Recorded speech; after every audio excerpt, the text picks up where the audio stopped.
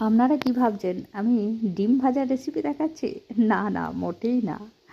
রাত্রিতে যখন মানে আমাদের রান্না টান্না সব কমপ্লিট হয়ে যাবে, রুটি বানানো হয়ে যাবে, সবজি হয়ে যাবে, সব কাজ কমপ্লিট হয়ে যাবে, আমি কিচেন সাফ করে রেখে দেবো, তখনই সমর আমাকে বলবে, এই শীতকালে বিশেষ করে বলবে একটু ডিম ভাজা হলেই ভালোই হতো। তাই সেই জন্য আমাকে আবার সেটাকে আবার নতুন করে সব কিছু করতে হয়। আবার ডিম ভাজো, কড়াই, সব কিছুই, বাসন যা যা লাগে সব লাগাতে হয়। তখন আমার প্রচুর বিরক্তও লাগে, কিন্তু হ্যাঁ, খেতে ভালো লাগে। ঠান্ডার সময় হালকা হালকা ঠান্ডাও পড়েছে, তো সেই জন্য ভালো লাগে ডিম ভাজা একটু ঝাল ঝাল করে বানালে।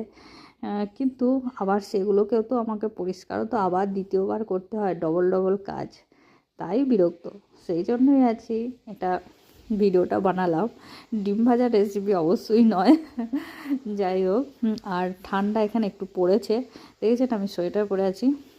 তো ভালো থাকবেন, সুস্থ থাকবেন। আমার ডিম ভাজা রেডি, এবার বাস খাওয়ার পালা। রুটি দিয়ে ডিম ভাজা ভালোই লাগে। বাই।